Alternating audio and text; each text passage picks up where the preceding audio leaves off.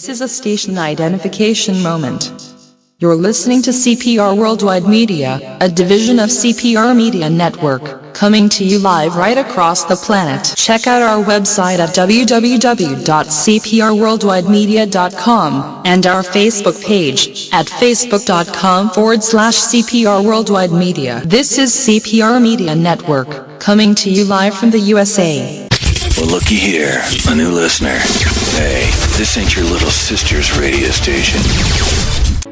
Over the next 40 years, the United States population is going to grow by over 90 million people, and almost all that growth is going to be in cities.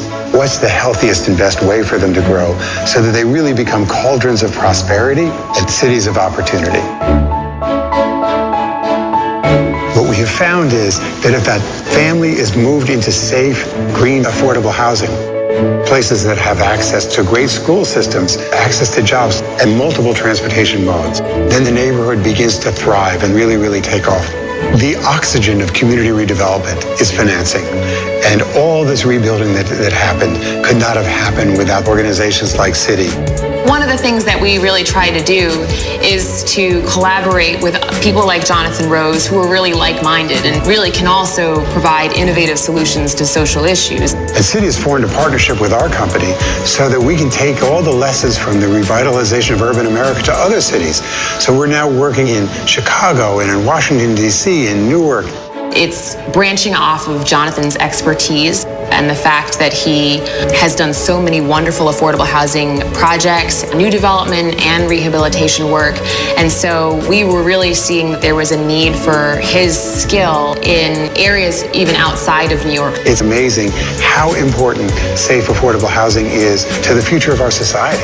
You meet new people, they want to know what you do. And when you tell them your job is to invest in things like low-income housing and schools and healthcare, they're shocked and they're so surprised that a job like this exists in finance. They always say that they had no idea, and then they want to know how they can get a job like that.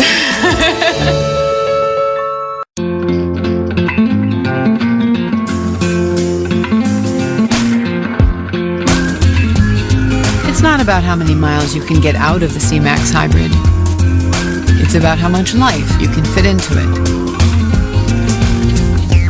The Ford C-Max Hybrid, with an EPA estimated range of 540 miles on a tank of gas, and all the room you need to enjoy the trip. Go stretch out. Go further. The moment you connect, you're no longer in control. What does this guy want? No claim, no statement. We're facing a nuclear meltdown. This is only the beginning. Black Hat, rated R. Come on, Harry! Dumb and Dumber 2 is the #1 movie in America. Am I right? What? Seriously, it's #1. These guys are morons! I like her a lot. Dumb and Dumber 2, rated PG-13, now playing.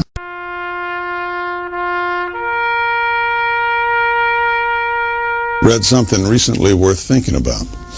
It's the soldier, not the campus organizer, who's given us freedom to demonstrate. It's the soldier, not the reporter, who's given us freedom of the press. It's the soldier, not the poet, who's given us freedom of speech. It's the soldier who serves under the flag, who defends the protesters' right to burn the flag. Isn't it time now to demonstrate that we support our troops? Were it not for the brave, there'd be no land of the free. Fred Thompson's message was brought to you by citizensunited.org.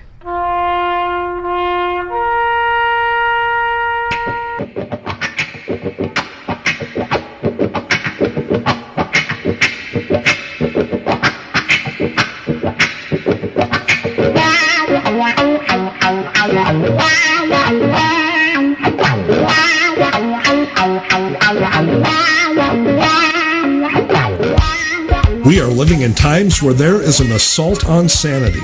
Political correctness has run amok and logic has been left by the wayside. Do you constantly ask yourself, WTF is going on in this nation? Do you sometimes feel like a stranger in your own country? Well, fear not. You are not alone. This is the Whiskey Tango Foxtrot Show, coming to you from deep inside flyover country with your hosts, V. Wright and Jose Estevez.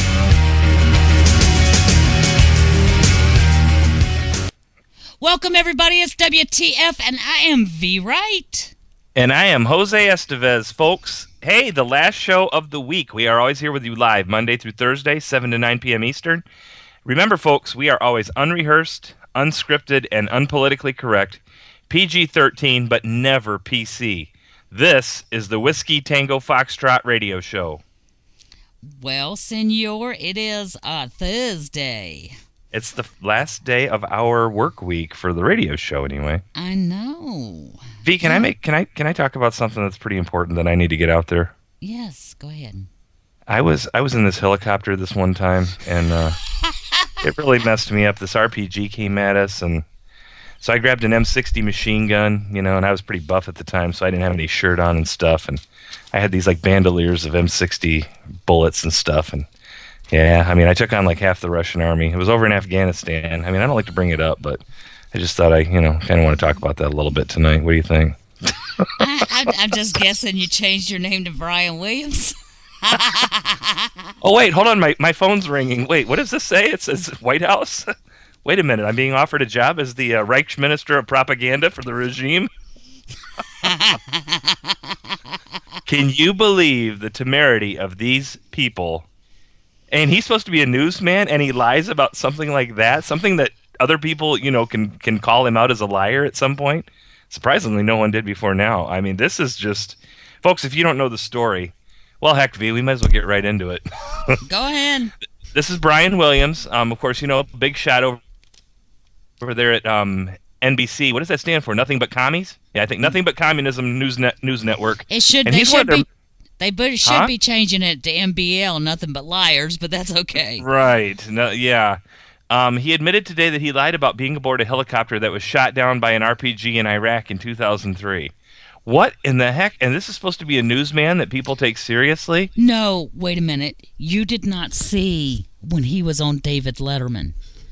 No, because I've never watched that. He was on David Letterman. Well, I saw the clip today when he was on David Letterman, and he was so sincere when he's like, and this is what happened. And then we hit the ground, and we hit it really hard, and we were all four choppers were out there, and we were stuck out there. And, he just was so...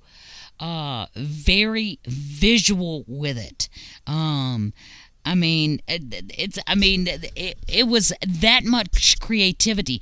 And now he's coming across and saying, well, apparently, the experience was so traumatizing that I took it on to be myself. Now, let me tell you something, folks. He's been telling this lie. He's been telling this lie now for 12 years. This happened in 2003. 12 years. And only when the chopper, the people that were in the chopper that actually did get hit with RPGs come forward and say, no, I remember everybody that was there, and he wasn't. Well, V, okay, now that being said, and of course, folks, I was just joking and making a little fun of Mr. Williams, who is obviously I can't really say what I want to say. A liar. But obviously, he's a liar. I was thinking about worse than that, but there is something else I would like to talk about, V, if we can spare a minute of the show tonight. Okay. This one time I was in Kosovo, or maybe it was Sarajevo, and I was getting off a plane, and like snipers were trying to take me out and stuff, and it was pretty rough. I know pretty traumatic. You grabbed your AK-47 and fired back and wiped them all out, didn't you? Heck yeah, grenades and stuff. You talk about Rambo. Oh yeah. and Air Force One was off in the distance, and the Secret Service, and the and you could hear the American national anthem playing in the background, just like in the movies. It was so cool. I was just so cool. I taught that sniper a thing or two. Let me tell you that much. Well, and folks, that's making light of Senor. Who may be the next person running for president of the United States on the Democrat side, Hillary Clinton. Her lying about that back in the 90s, that she was dodging sniper fire somewhere over there in Kosovo or Sarajevo or wherever it was. Well, this one time at band camp. Okay, moving right along to the next story of the week. That's what I think every time I hear the clips from either one of them. Is this one time at band camp? Oh, goodness gracious alive. They could not tell the truth to save their souls. I really don't think they anything to. But when I was telling you about his interview with David Letterman, I mean, you could see David Letterman was like all enthralled in this. I mean, he was buying it hook, line, and sinker, as were so many Americans. And I mean, he was like, "Oh, you need a medal of valor, for your journalistic abilities. I mean, you're a journalistic soldier. I mean, you are to hurt him carrying on." And Brian Williams sat there in his nice weeping carrot orange manner and robotic nature and just accepted those accolades. And now he says, "Oh, well, I didn't know I was lying." You're a liar again. You knew you were lying. These people are vermin. I don't know of another word to describe them. Lie like that to people about something as important as that is, where potentially people could lose their lives and stuff like that, and to lie. And let's talk about another lie. And of course, Democrats and lying, it's pretty much a synonymous thing. And of course, here on the show, folks, if this is your first time, we refer to Democrats as, progressives, leftists, communists. You could hear any of those words. Marxists, yeah. It could, when we're talking about them. But let's remember how upper-level members of the regime, including Hussein himself, Hillary, the aforementioned Hillary, the regime's talking puppet, Susan Rice, and all of them lied for days after the Benghazi incident, knowing full well it was not anything to do with the video, but that whole time they were lying about how this was all a result of a video that had been made. And they were lying as these caskets, flag-draped caskets, were coming off of the planes back into the United States, and they're still maintaining that story, which they knew was absolutely a lie. These people are vermin. You want to hear another current lie? Go ahead. I'm sure there's plenty. The regime has said that the reason that they're not dropping munitions on ISIS on a more aggressive level is because they have been unable to locate quality targets associated with ISIS. So here recently they've been doing little. Well, King Abdullah yesterday got kind of ticked off. We know he got ticked off a couple of days ago, but he decided yesterday that he was going to double down. This regime, with all of our intelligence across the globe, wasn't able to find any quality targets. Jordanians found them a bomb manufacturing plant today, and they blew the daylights out of it. Okay, let's. I just want this to go. I want this to go out there right now. We already have an Islamofascist in charge of the United States, sitting up there in the White House, folks. Why don't we at least get King Abdullah, who we know to be an Islamofascist, because at least then we got somebody with some balls that'll go after the bad guys and call evil for what it is. What would be the difference? I mean, I'm actually being serious here. What would be the difference? We'd actually have a hard ass up there. Right now, we've got a pansy ass up there. I mean, come on. And we're going to talk more about this, the prayer breakfast this morning. If you haven't heard about that yet, that'll get your blood pressure up another couple points. Would that we'll get to that. Would that be where Christians are just like Islamic radicals who burn people alive? Would that be where, in addition, he called for balancing free speech with respect for religion, which means shut your mouth when you're coming to talk about Islams? Well, I guess we're going to that story right now, folks. Yeah, what B is saying is what was said this morning. Hussein Obama himself, said this morning now listen to this, folks. This is at a prayer breakfast. He says that Christians are just like Islamic radicals who burn people alive. Your alleged president of the United States, well, I don't call him president, and I won't. He's not ever. My president. He is not folks, my president. He equates what ISIS and all these other Islamofascists in the Middle East and all over the world, indeed, are doing, and he's equating it with what Christians have done and equating them with Christians. And he's going to the Crusades, folks. If I remember right, and it's probably, in Common Core, you probably won't even find it, quite frankly, but if I remember right, the Crusades were like 1,000 years ago or more, and actually the Crusades were formed, and I'm not saying the Crusades are right. Nothing like that. But I'm just saying, as far as I know, a lot of the Crusades were all about the fact that Christians were getting attacked by the Muslims all the time, so they were asking the Pope for help. And so they were in reaction to something that was happening to them that was instigated by, guess who? The people who are still back in the 7th century, the Islamo-fascists. And once again, I'm not defending the Crusades. I'm not taking a stand on either one. But let's just look at what the facts are here. So now you've got Hussein Obama comparing Christians to ISIS at this morning's prayer breakfast. What a vile, despicable human being he is. Let me tell you something. We've got Coranimals in black pajamas running all over the globe, inciting violence against Christians, against atheists, against gays, against women, against Buddhists, against Hindus. They are a savage people for the most part. Now, I understand, there are some who don't have the stomach for it. They're called moderates. Yeah, they're the ones that'll sit back and applaud. They're the ones that when you throw the gay guy off the building and he doesn't die, they feel sorry for him and stone him the rest of the way. Yeah, to make sure he's dead. That's the ones. But you've got these situations that are going on across the globe. Babies are being, little tiny defenseless babies are being stood on to kill them. They're being beheaded. Little boys are being, this is no lie, folks, little boys are being grabbed up and put makeup on and their heads covered, and then they are being sodomized by grown men.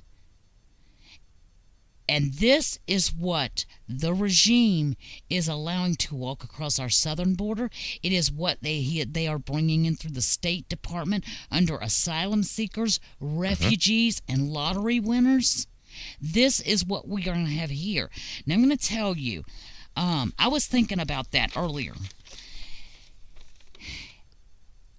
According to no less than 7 out of 10 national security experts, the United States of America is running approximately 5 years behind the rest of the globe in our problems with Islam.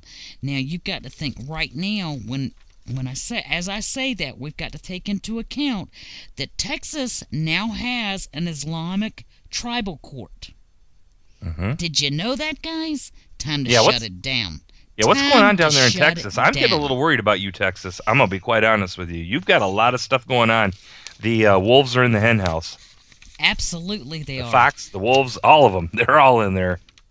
Now, the UK, just this past week, are finally reporting that there are hundreds upon hundreds more Islamic gang rapes of women in the UK than they ever released before. Hundreds upon hundreds. And that's where these little savage hoodlums go out, and because women are there and they're in groups, they just attack them and rape them. Oh, well, why worry about it? They're just infidels. You've got France. In France, to their credit, are watching a mosque burn to the ground. I think the last number was 26 to date since the Charlie Hebdo situation. Is that correct? France, yeah. Folks, we're only about 5 years behind them in every 7 out of 10 national security experts' opinion. So we've got a choice. We can make our stand now while we control the playing field, or we play defense. No, we're going to be playing defense. There's no doubt about it. Now, just remember, for the last 6 years, folks, we have somebody in the ultimate position of authority in the United States who has an Islamic upbringing. We don't know a whole lot about his dad, except he was a drunken communist from Africa. who was brought, and then his son is brought up in Jeremiah Wright's South Chicago Palace of Kill Whitey Marxist Black Liberation theology for almost 2 decades, folks. What do you think that does to someone when they hear this sort of thing over and over and over again? Yet we've got King Abdullah over there, and one of his brave pilots who's going after ISIS is killed brutally, unimaginably, burned alive. And the king himself says he's going to get into a fighter because he's actually a pilot, and he's going to go over there and make some runs on him himself. And we're going to keep fighting till we're out of bullets, and until, what did he say last night? Till we're out of bullets and something else, or fuel and bullets. You know what, folks? If I was the president of the United States, and I know I wouldn't make it past the inauguration before I'd be taken out, but I'll tell you what, King Abdullah over there in Jordan, he'd have so many bullets and so much fuel, they'd be able to run sorties 24/7 for as many decades as they wanted to. Holy smokes, they would be supported in ways that you can't imagine. Because here's somebody that wants to do something, and they're willing to do it. And they want to do it. They want payback. You know what? Good. Let them have that payback. I'd support them fully. And you think they're going to get a thing from us? They're not going to get a doggone thing. Well, they're asking for assistance, and they're saying, and this regime is saying, well, we really can't allocate the funding and support for you right now. That's no lie, folks. Now, I understand that Jordan is a Muslim country. I totally get that there is no such thing as a Palestinian people, that those are Jordanians who have relocated to Israel. I get that. Mm-hmm. In this particular situation, you look at it as the enemy of my enemy is my ally, and that is where we're at with him for right now. That doesn't mean that he's not going to be a problem later. So while we sit here and give him accolades for being everything that we do not have at this particular point in time, right, we've got to remember the dangers of that. There is a danger in that, and there should be, that really should strike a little fear in us to know that there is Muslim leadership out there that has that much commitment and that much bravery and is willing to do whatever is necessary to protect his people. It's kind of like a dual-edged sword there. Mm-hmm. But I still think that at this point we give him support. We help him out. He's wanting to do what needs to be done. You have to take these people out, folks. If you've got cockroaches in your house, what do you do with cockroaches? Do you just go after one, or do you just say maybe they'll go away? The government does personality tests. Right, but okay. Now listen, if you've got termites in your house, do you take out one termite, or do you just leave them alone and say, well, they won't be a problem? Because that's what we're doing right now with ISIS. So why won't we go after them and destroy them? You know what, folks? When a rabid dog draws blood, what's the first thing? What do they do to it? They take it down. They put it down. That's what ISIS is, folks, and that's what needs to happen. That's the only thing they're going to understand. You can't rationalize with them. But it's not just ISIS. You can't negotiate. Wait a minute. It's not just ISIS. See, that's the mistake we're making, and we're allowing this media and this regime to filter us a little bit into focusing on it's not ISIS. Anyone who thinks that the Taliban, Hamas, Hezbollah, Al-Qaeda, and all of them are not working in force with ISIS, that is what we're dealing with. We're not just dealing with something called ISIS. We are dealing with ISIS, Hezbollah, Hamas, Al-Qaeda. It is the whole group of them.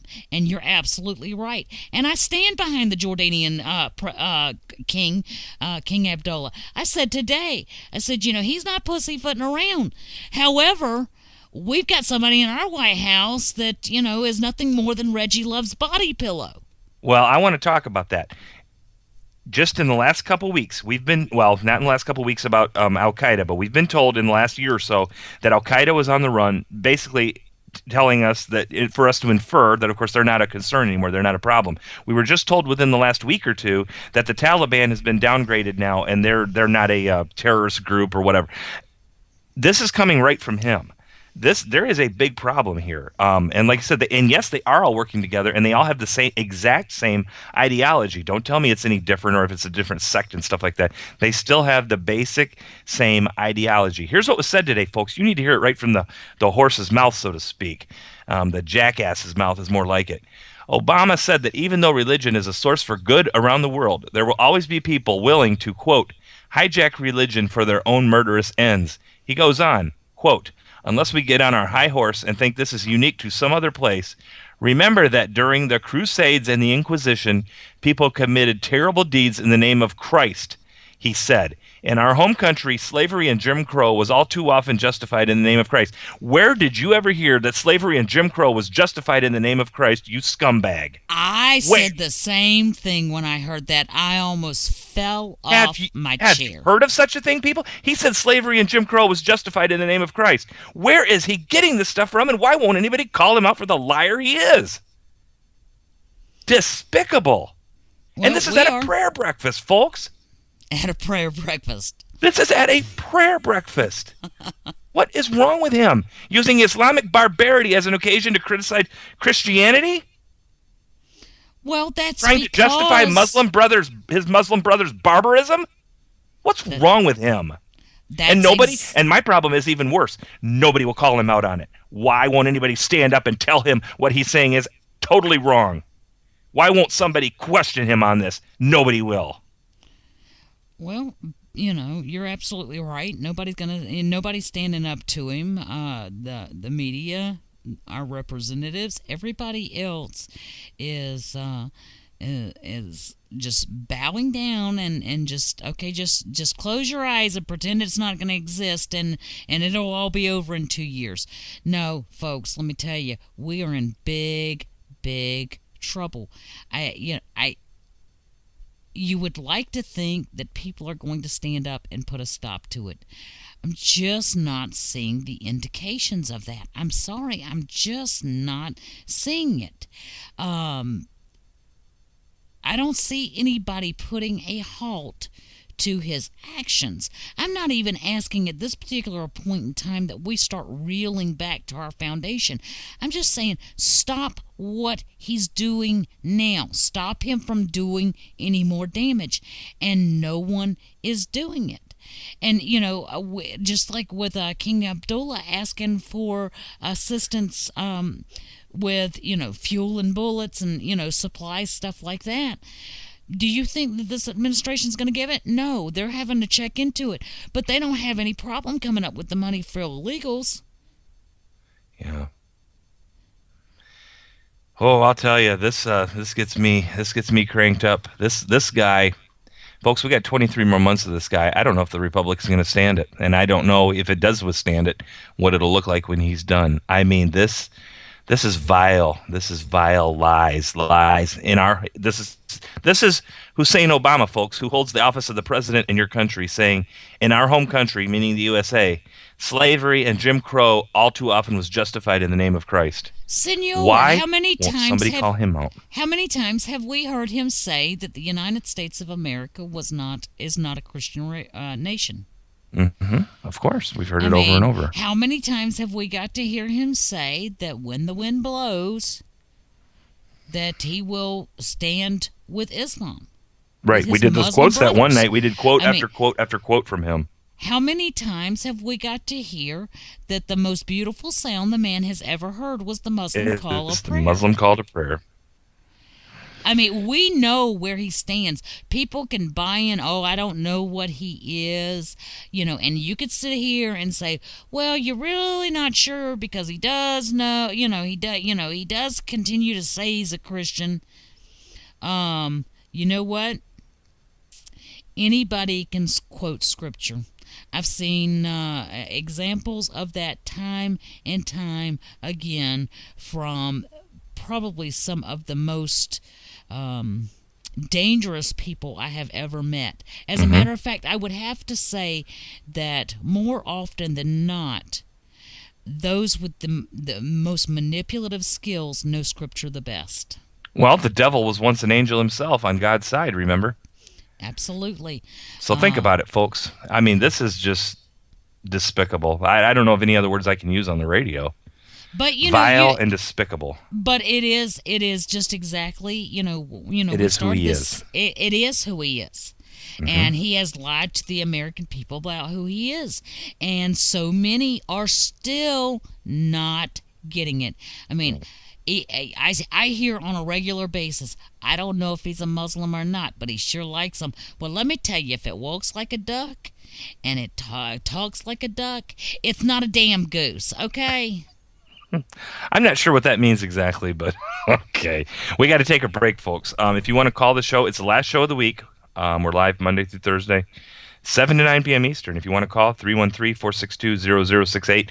We also have a great guest for you tonight that we'll talk about a little bit after the break. And yeah, stay with us. I think it'll be a great show. We enjoy bringing it to you. We hope you're enjoying it as well.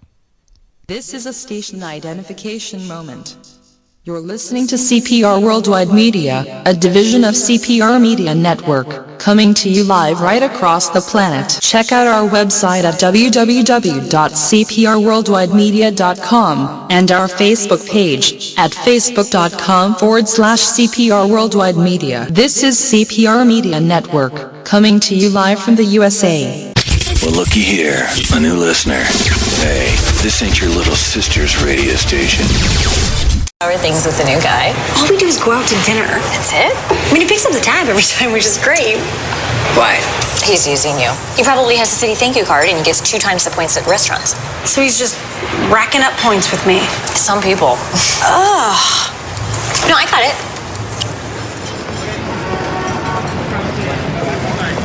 The City Thank You Preferred Card. Now earn 2 times the points on dining out and entertainment with no annual fee.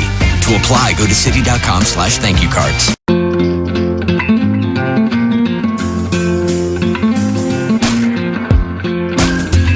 The design of the Ford Escape is clearly intended to grab your eye. Oh, and your foot. Huh, ain't that a kick? The Ford Escape with the foot-activated liftgate. Go open up something interesting. Go further. The moment you connect, you're no longer in control. What does this guy want? No claim, no statement. We're facing a nuclear meltdown. This is only the beginning. Black Hat, rated R. Come on, Harry! Dumb and Dumber 2 is the #1 movie in America. Am I right? What? Seriously, it's #1. These guys are morons! I like her a lot. Dumb and Dumber 2, rated PG-13. Now playing.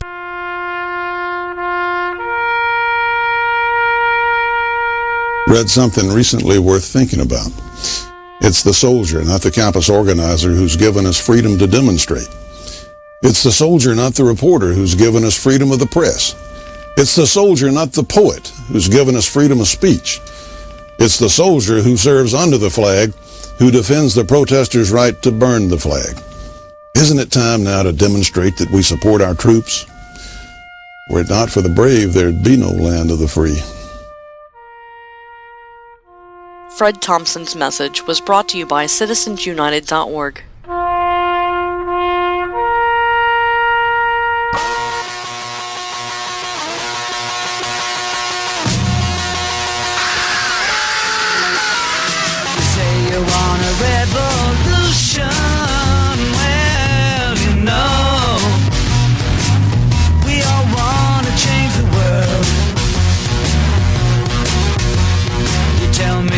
Evolution, well, you know, we all want to change the world.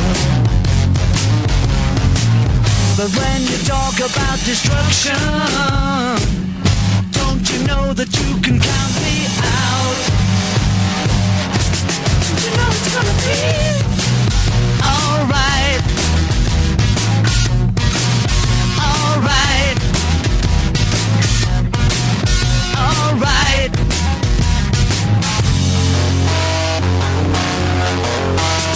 You say you got a real solution. Well, you know, we'd all love to see the plan. You asked me for a contribution. Well, you know, we all do what we can. But if you want money for people with minds that hate, all I can tell you is, brother, you have to wait. Alright. Alright. Alright.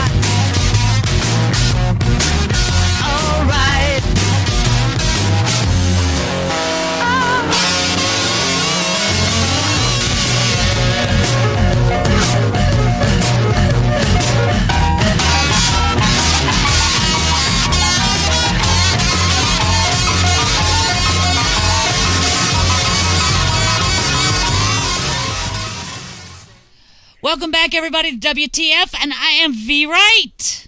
And I am Jose Estevez. Welcome back to the show, folks. And I'm going to let V introduce our guest for the evening. Actually, he was on the Whiskey Tango Foxtrot radio show not too long ago, wearing a kind of a different hat at that time. And we're glad to welcome him back to the show. V? Yes, this is a man of many hats. He is very active with the New York Revolution Group. As a matter of fact, he's on their board. In addition to that, he's part of the Overpassers.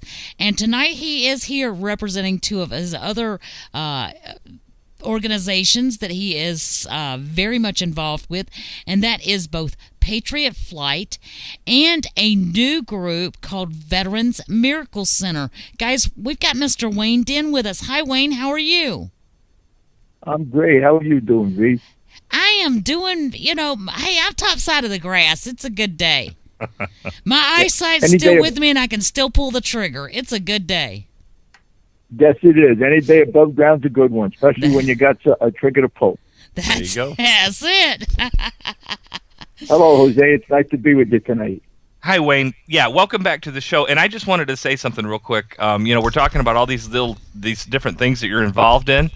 Aren't you retired? Yeah, I thought so. It doesn't sound like it to me. Sounds like you might have been busier than when you were working full time. A friend of mine says, remind me to never let him retire. And when I asked him why, he says, because you never have the time to do anything.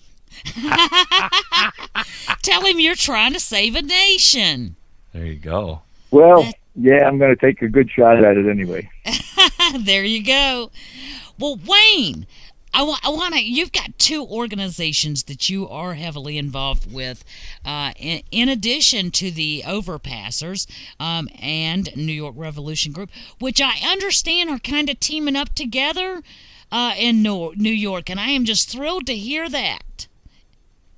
We are, and I'm excited about it too. We have an initiative we're promoting called Non-Compliance Day, and it's going to be on April 15th, and we're urging everybody to show the politicians that we're not going to put up with what they're doing to us with the SAFE Act and many other things.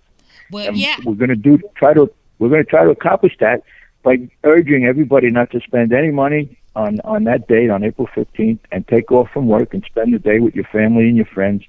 And make it sort of like a holiday to celebrate our freedom. Well, maybe y'all can all, maybe hitting those overpasses would be a good thing. Y'all go grill out at the overpasses. Absolutely. Carol Graffucci is such a great campaigner.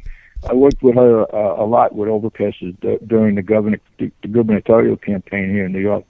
And we got to be pretty good friends. And I know Carol is going to step up and help us promote this and take part in it. She's one of the most the best patriots I've come across in many that I've come across this past year. The one thing this governor did with all the other evil stuff he tried to push on us is he brought a lot of good people together. Absolutely. Well, I'm just absolutely thrilled to hear that New York Overpassers, of course, that's Carol Graffucci that runs, that is the head of New York, the New York chapter, and New York Revolution Group have kind of like joined hands, and I was just thrilled because, that's really what, the platform, is what I really hope to accomplish. Is, kind of uniting the different groups and making them understand we're all cogs in the wheel. Each one of us are imperative.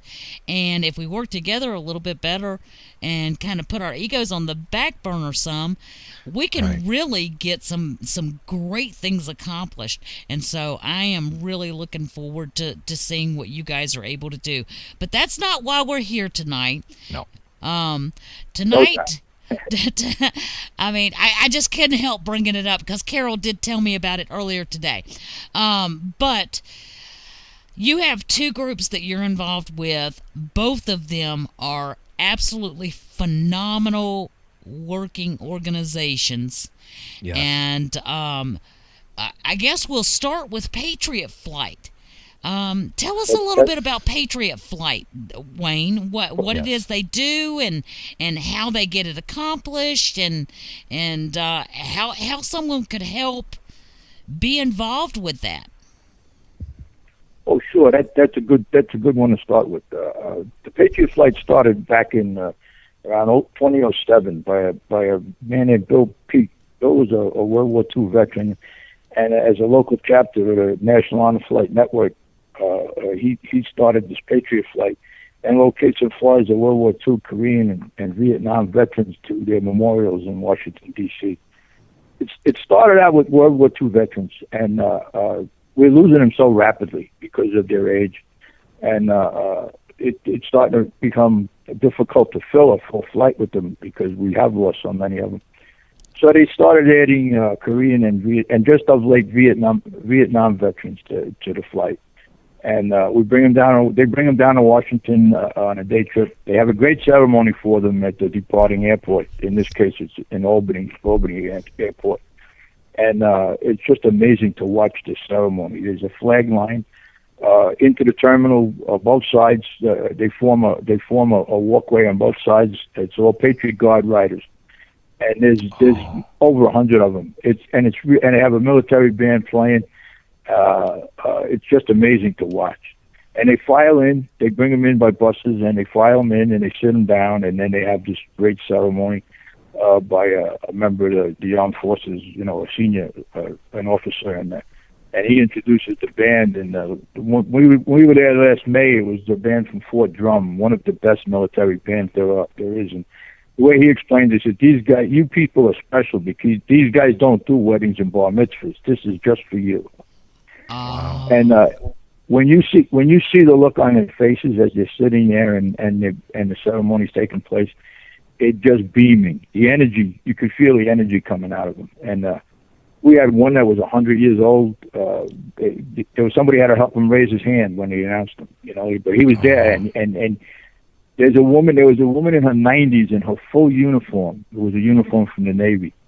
Oh, my. Full uniform and makeup. And she looked as fit as the day she put that uniform on originally.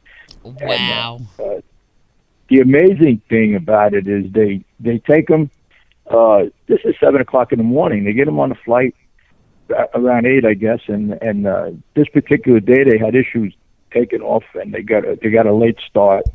And then they had issues coming back, and they didn't get back into the airport till around midnight. And it was just amazing to watch these people get off the plane just as energetic and full of life as when they left that morning after such a long day at their age. And that lady even came down that ramp with her uniform on and her makeup fresh and walking straight.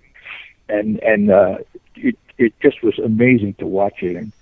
And when you hear the stories of how they enjoyed their day, we provide them with, they usually take chaperones from their family. A family member will accompany them, and if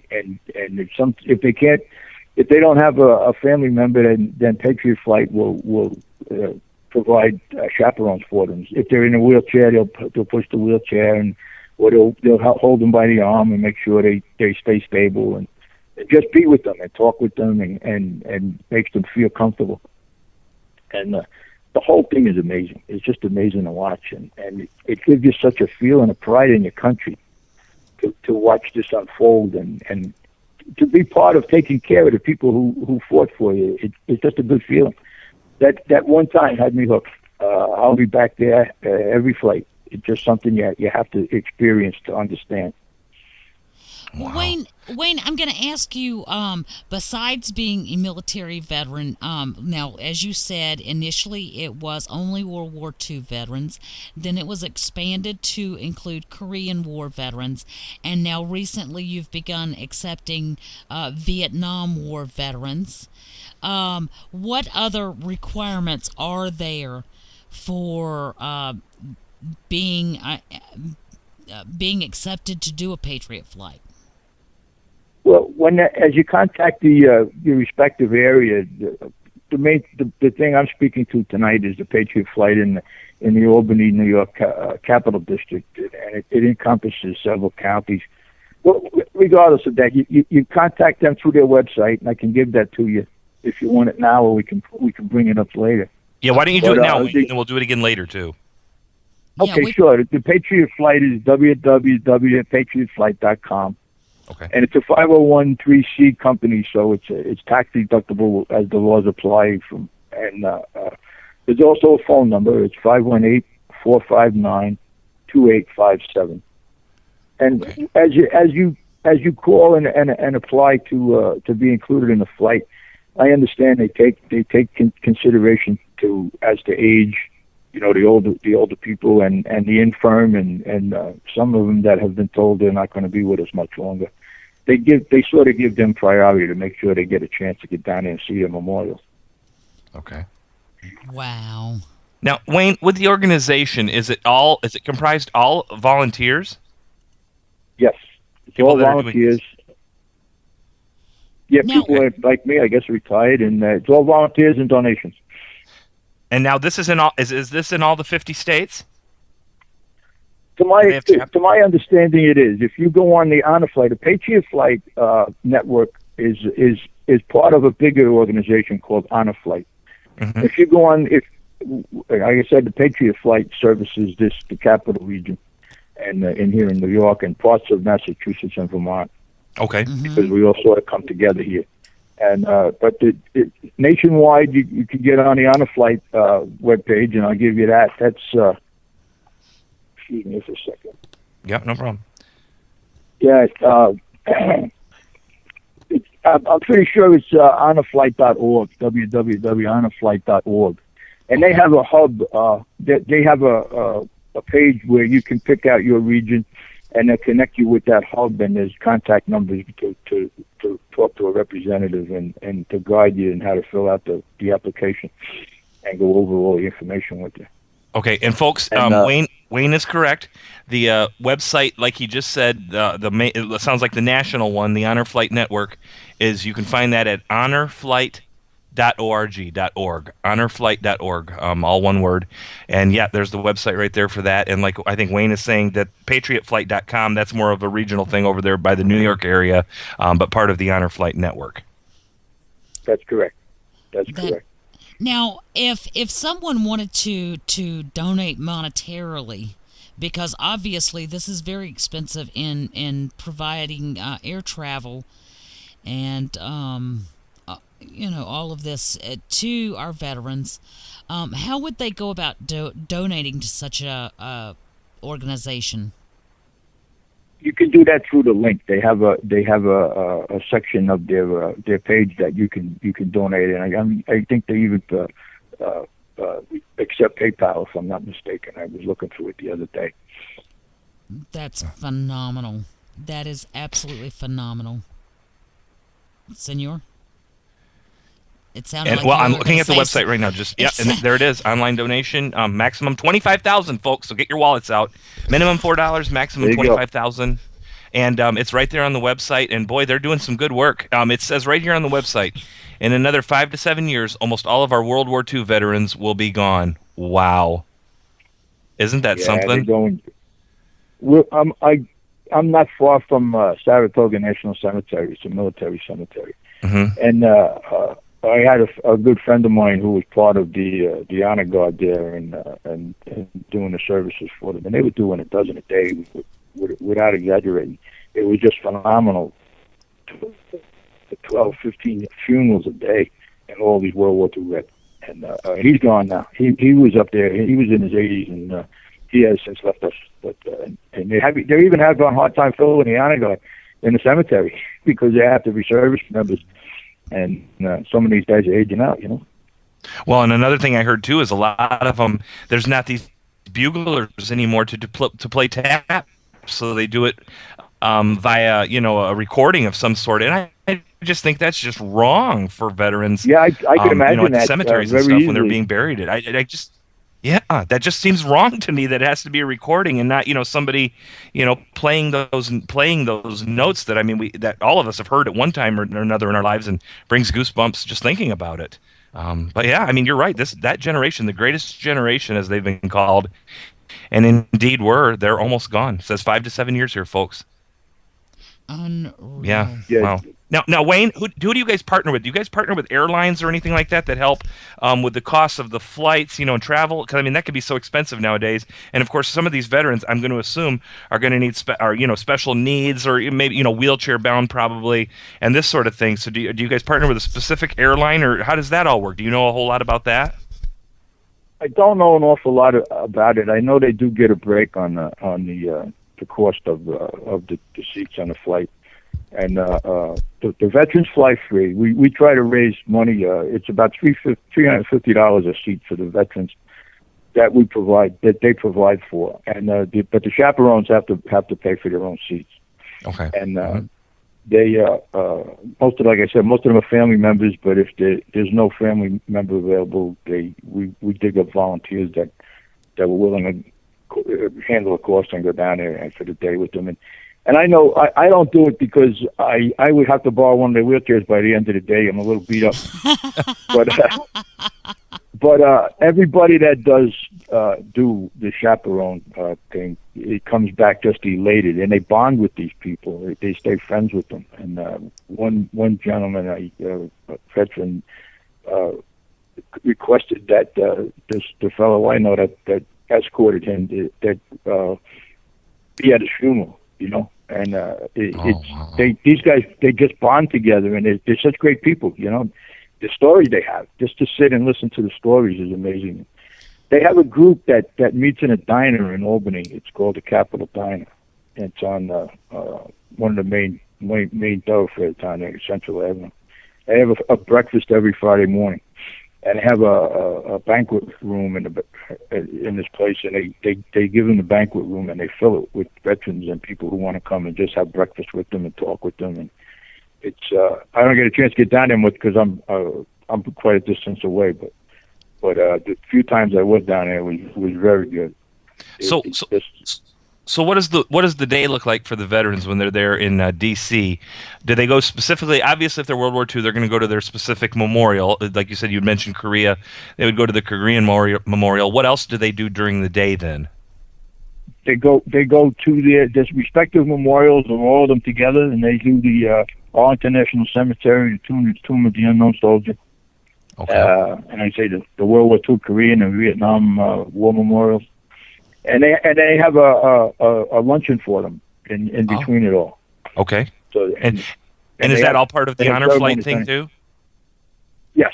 Different. Okay. Wow. All okay.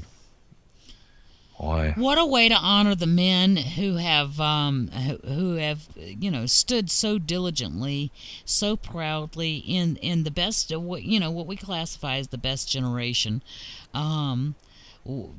A generation where men were men. I mean, in all honesty, even in Vietnam, I mean, we can't even classify them with the hippies and the likes of Hillary Clinton and such. Boy. But because these men had an integrity.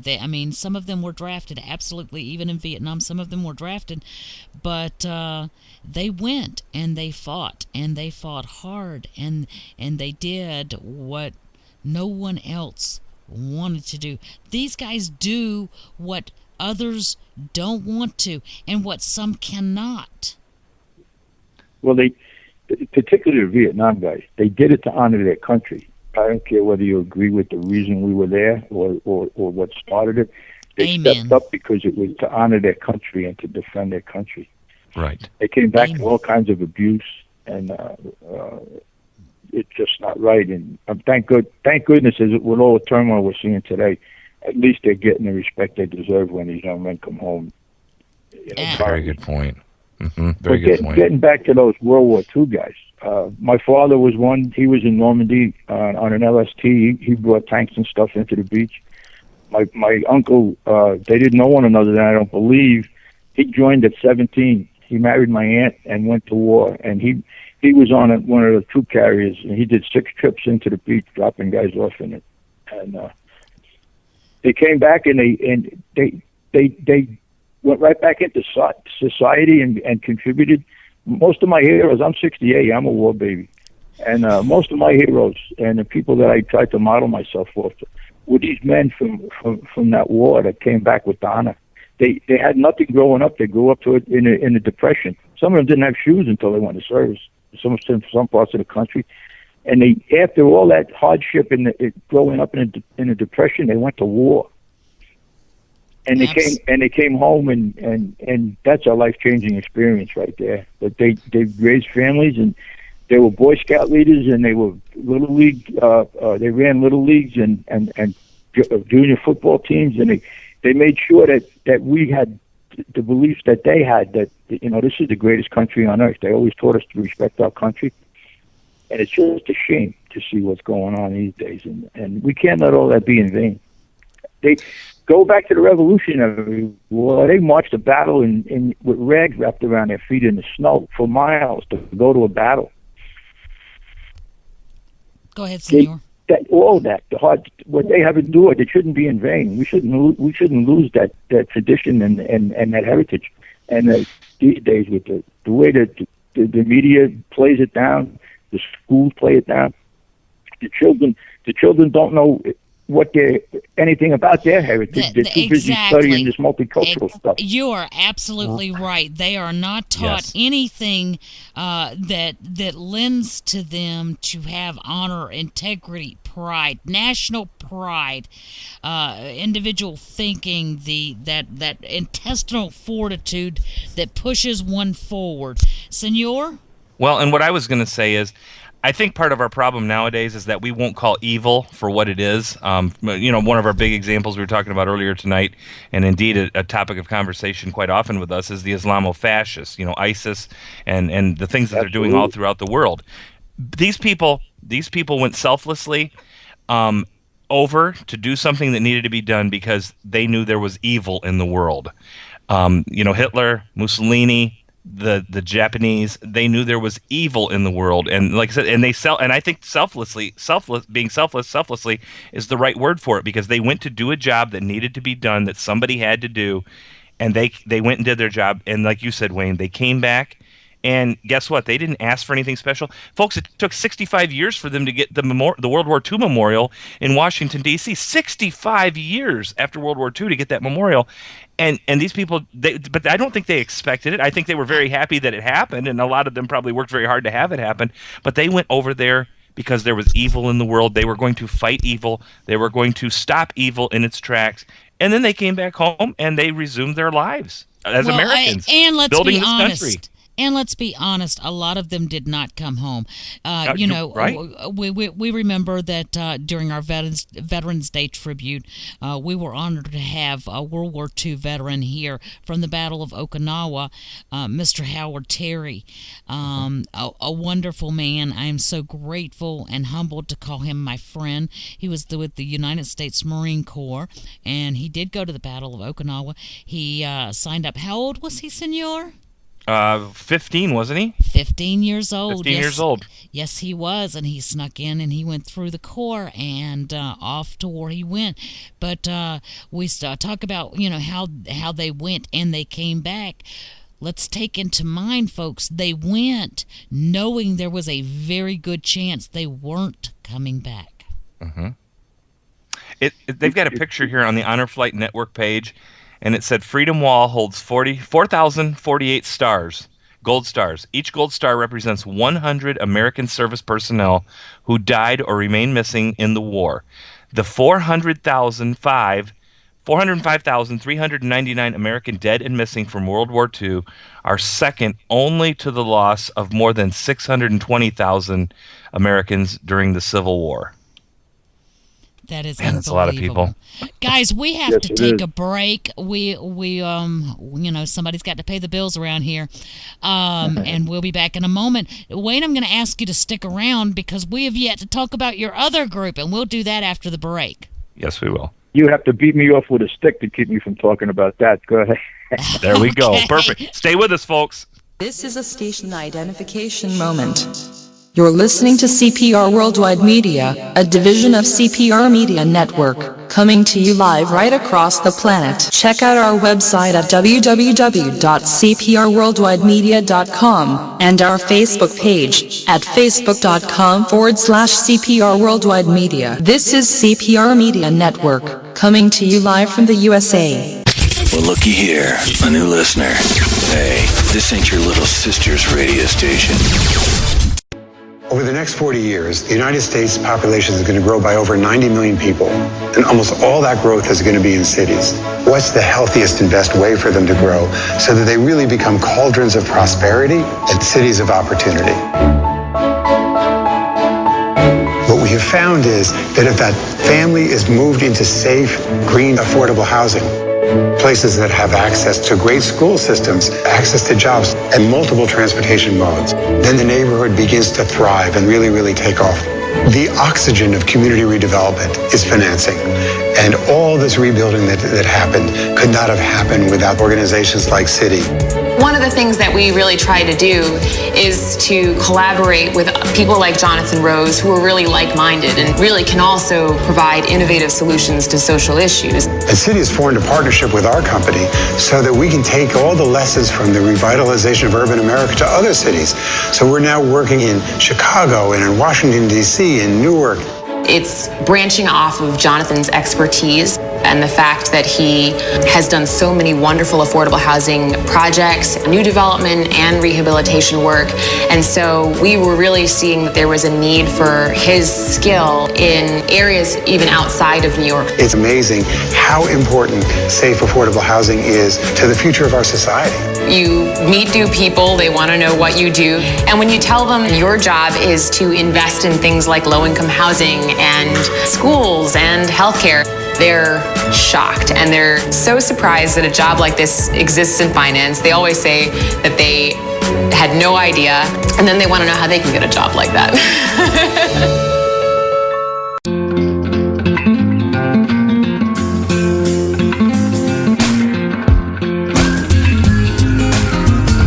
The most amazing thing about the Ford Fusion isn't the way it looks. The most amazing thing is the way it sees. With blind spot technology, a lane-keeping system, and a standard rear-view camera, the Fusion is ready for whatever comes your way. Go prepared. Go further. The moment you connect, you're no longer in control. What does this guy want? No claim, no statement.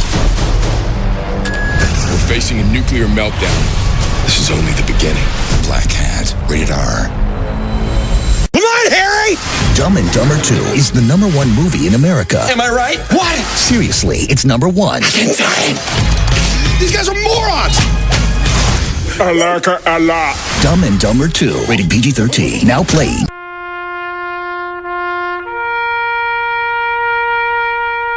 Read something recently worth thinking about.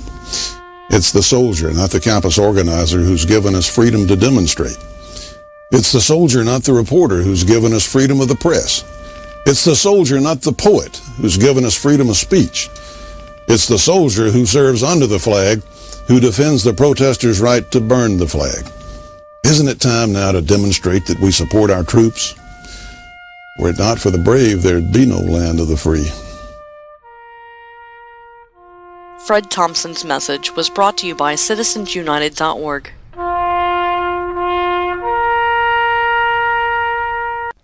Welcome back, everybody. It's WTF, and I am V. Wright. And I am Jose Estevez. Welcome back to the show, folks. If this is your first time to listen in, this is our last night of the week. We are live Monday through Thursday from 7 to 9 p.m. Eastern. As always, during those times and those days, we come to you live, unrehearsed, unscripted, and unpolitically correct. PG-13, but never PC. Folks, we want to welcome back Wayne Den to the program.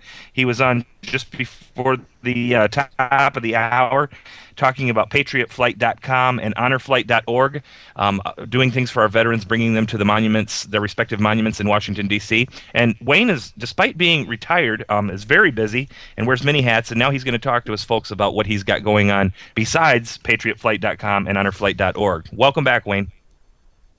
Well, thank you. It's good to be back. Now, Wayne, you're welcome. Thanks for staying with us. Absolutely. The other organization is a fairly new organization that you've become involved with, and they are doing absolutely wonderful, wonderful things for veterans. It's called the Veterans Miracle Center. Where is that out of, Wayne? And please tell us more. Because our listening base loves our veterans, and we want to help our veterans every bit we can. Sure. It's located in Albany, New York, and it's called the Veterans Miracle Center. They started it opened around the middle of November, and they've done so much great work since then. The story leading up to it, they got space donated to them that was a plumbing supply company, and this handful of people that got together and completely turned this thing around into a beautiful showroom when you walk in there. All the things they have for the vets, new and used, that's been donated, is in sections, and they can walk through and look and see if there's anything they need. And nobody's turned away. It was geared primarily to help homeless vets, but active service members, family members of the active service of the vets, and the active service members, immediate family members. Nobody's turned away. The process is such that you call for an appointment, and somebody like me will meet with you as a vet, and they have to produce their DD-214s to prove they served, and then they make a list of their needs. And then we make an appointment with them to come in. Everything that they have on that list, if it's available, is absolutely free. When they walk through the door, they get a survival bag, we call it. It's a bag full of a month's worth of their personal needs: paper towels, napkins, toilet paper, toothpaste, toothbrushes, soap. It's just a survival package for them to begin with, and then they supply them with a suit. Every vet gets a suit. If they have a job interview or any kind of affair, they walk out of there with a brand new suit, and they're nice suits too. And anything else they might need, shoes, boots. There's a drive on right now for warm winter clothing, as you can imagine. Anybody who'd like to donate, they could get a hold of us through the Miracle Center. I give you the phone number is 518-486-8398, and the email address is info@vmcalbany.org, all one word. They have a bed drive on right now. They supply them with a bed, from the sheets and pillowcases to the bed frame to the mattress. They walk out of there with a complete bed, and the full-size beds are $100. We need a $150 donation for if you want to buy a full-size bed, and a queen size is $200. They're 22 of them short right now.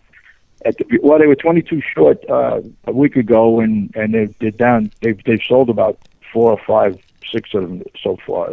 Donations to buy them. So we're gaining on it, but we need help. And if anybody wants to donate, please feel free. Now they also have a. Go ahead, Wayne. On Saturday, this coming Saturday, we have the NYRs coupled up, and we have volunteers coming in to. You volunteer there, and they bring this. This is a huge warehouse. They bring tractor trailer loads of donated material in from big box stores, from all different types of stores, and they have their returns and their damaged goods and like a box of Ziploc bags. If it's crushed and open, they can't use it anymore. So instead of throwing it away, they donate it to the Veterans Miracle Center. I just packed about 50 boxes this morning, volunteering down there with Ziploc bags. That's part of their survival bag when they walk in. Okay. And we need people to come in and take these bins that come off the trucks and go through them and sort them and put them on shelves where they're accessible to make these bags up, and for when the vets walk through and get a chance to see if there's anything else they need. Now, Wayne, do you guys deal with a lot of homeless veterans? That's primarily what this was organized for, and yes, we do. There are a lot of homeless vets come in. We posted just about daily people that have come in and are grateful for what they were helped with. We put it on Facebook just to show people what they're accomplishing. And since I got it written here somewhere, give me a minute. Since they've opened, they've I think it's like 117 people, homeless vets.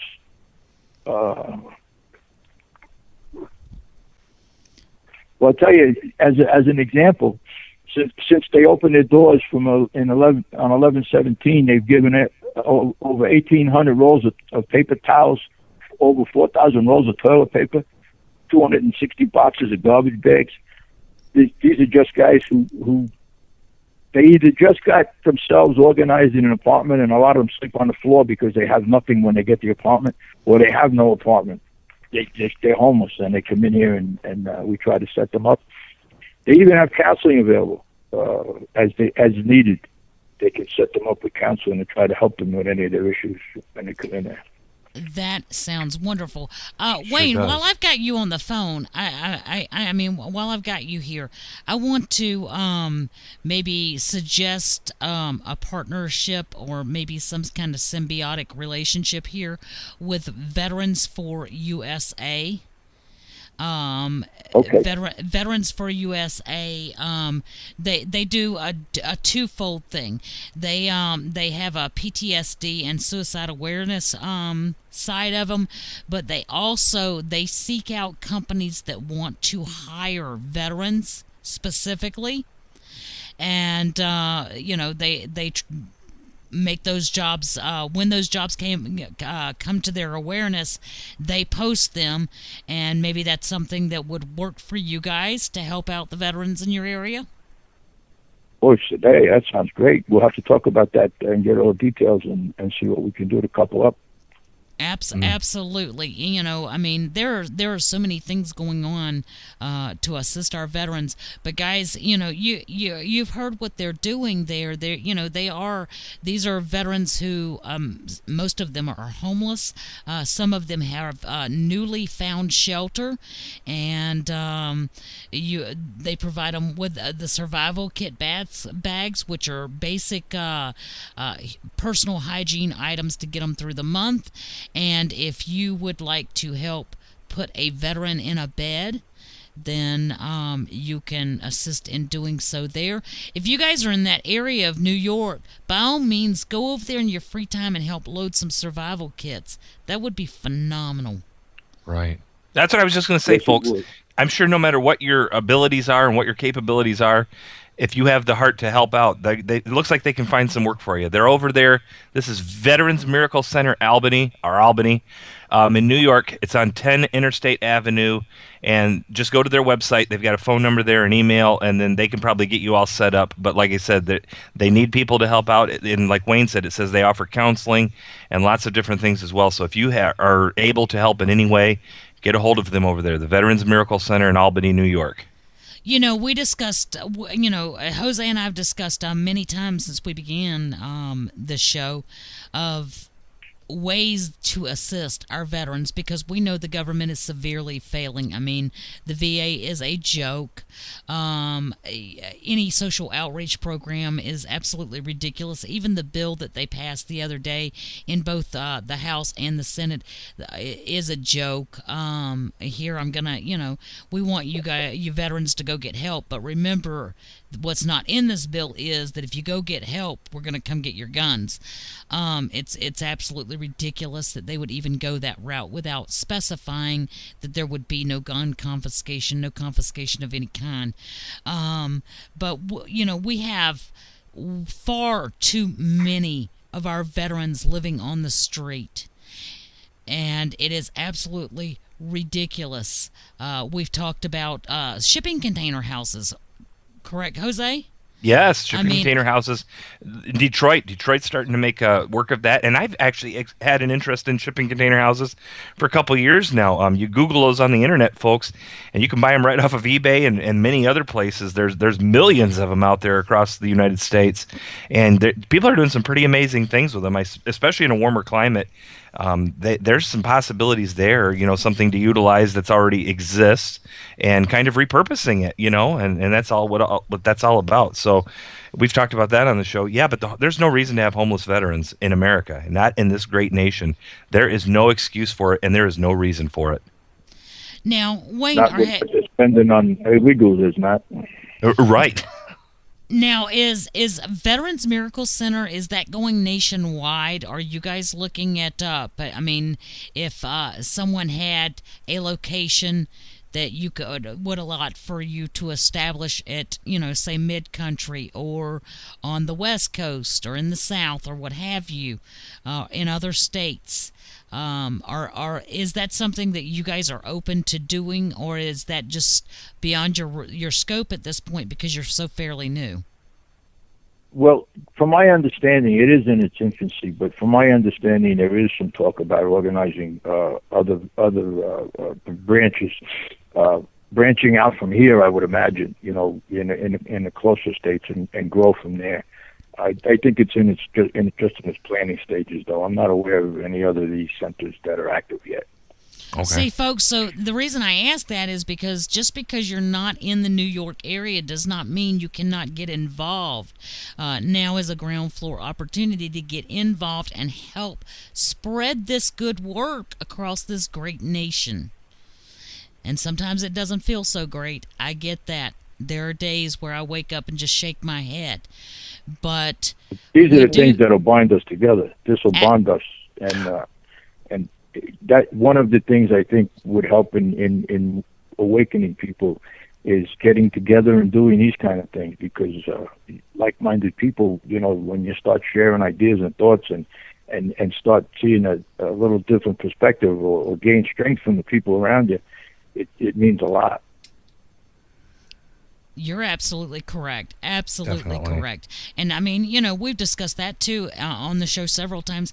It is very important. It's vital. I sit here and say it's important, but in all actuality, it is vital that all of our separate groups learn how they can work together.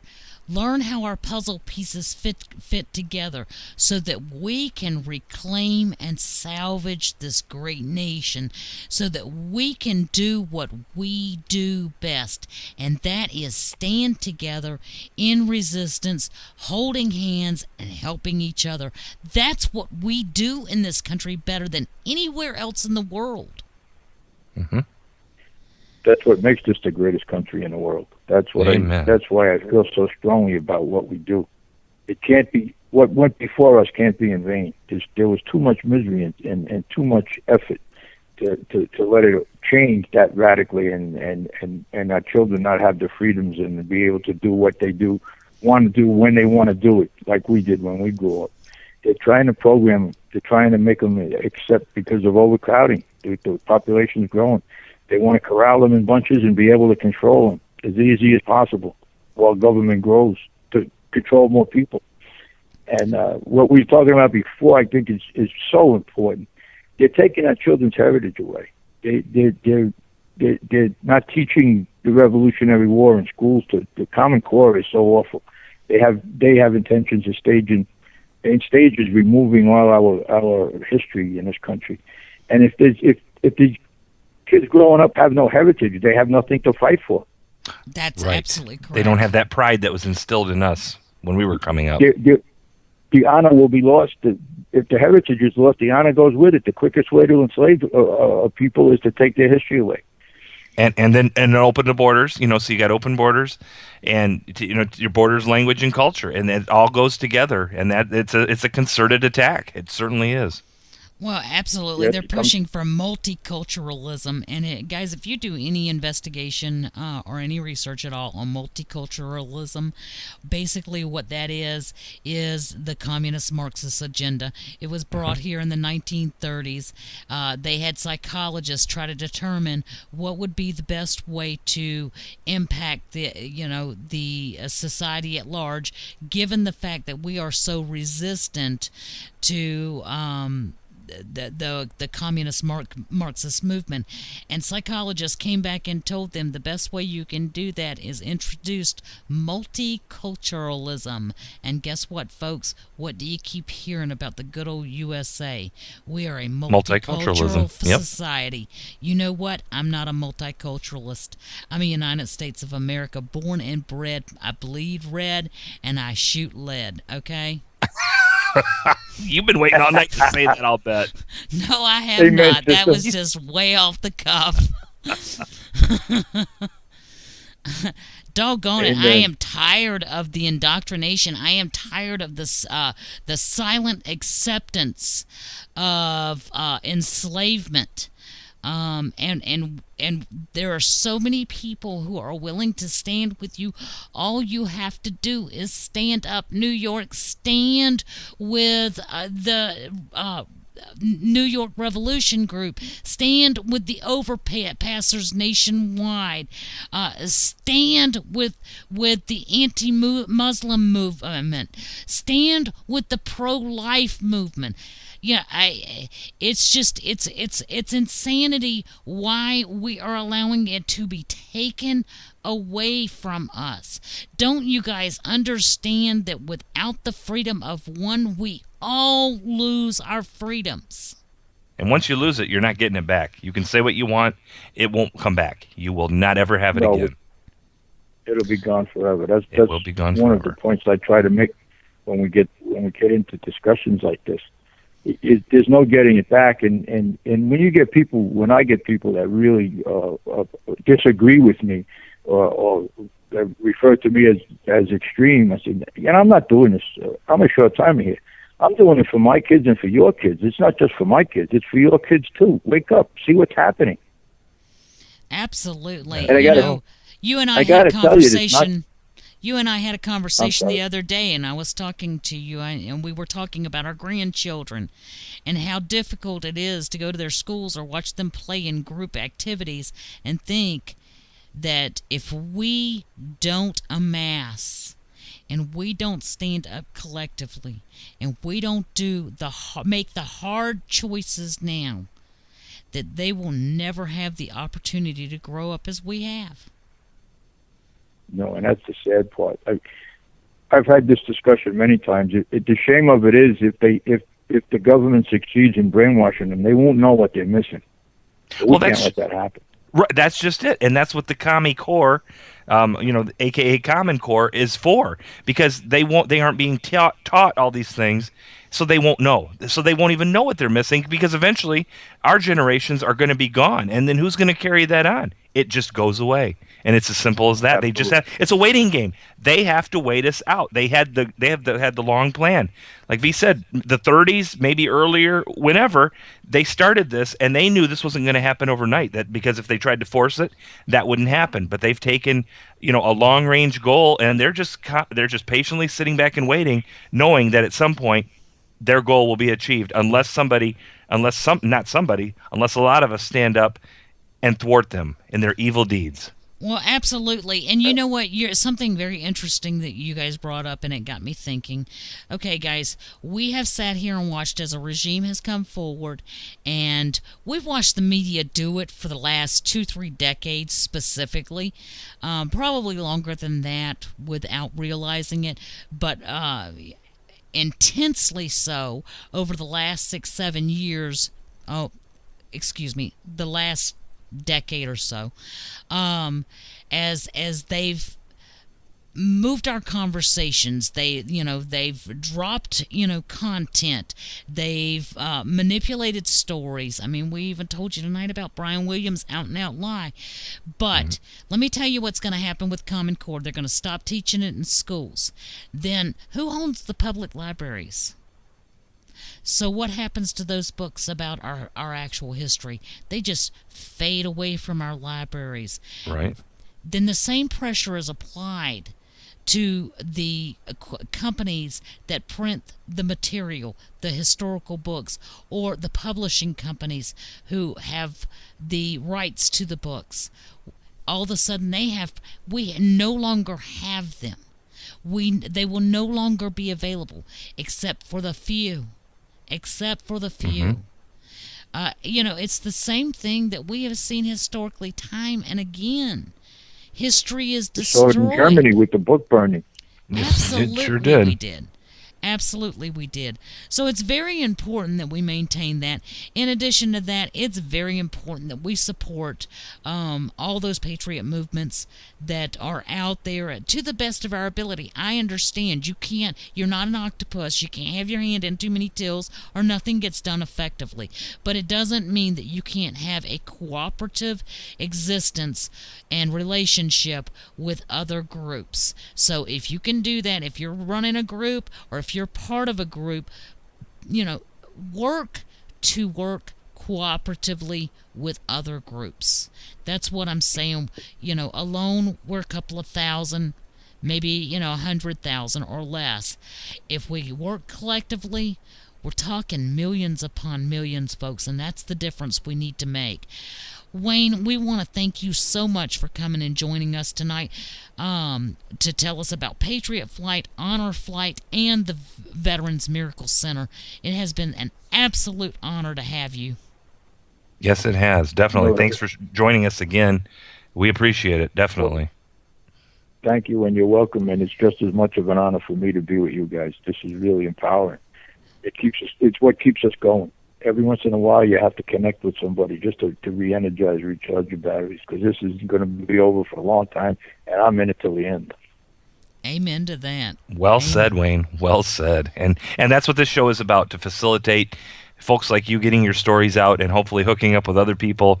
And like V said, all coming together to be more powerful than we are apart, and individually. I'd like to tell you, too, though, in the vein of what we were just speaking about coming together, you wait till you see how this non-compliance day is growing. You hit it inadvertently, I think, V, or maybe not inadvertently so much.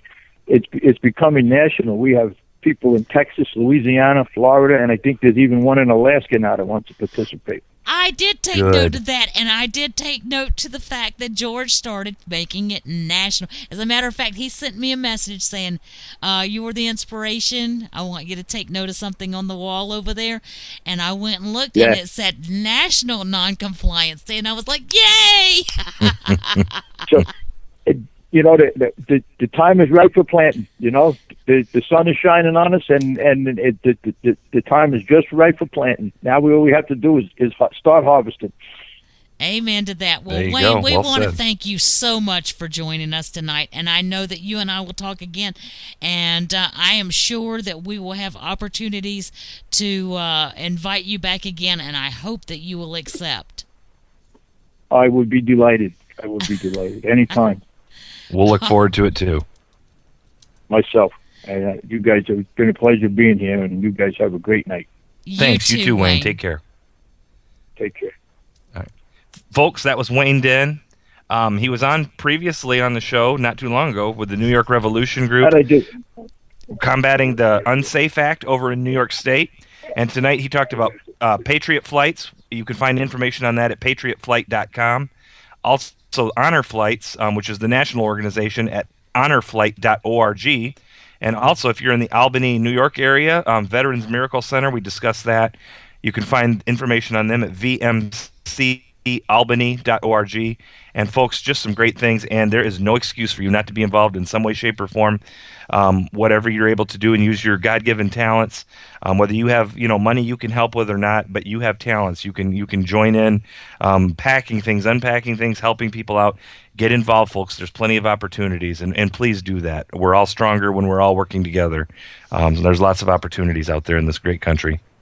Well, exactly, and like I said, don't limit yourself to just being in that area. If you see the potential for something like that in your area, then by all means contact the Veterans Miracle Center about branching out and let's carry it nationwide. Anything to help our veterans. We owe them so much. That is the biggest debt that this nation owes, and it is so poorly paying it. The fact that it took 65 years just to get a monument for the greatest generation, the World War II vets, and the accomplishments that they did stopping evil in its tracks, all over the world. on multiple fronts, and it took 65 years to get something for them. And of course, we know how the Vietnam veterans have been treated.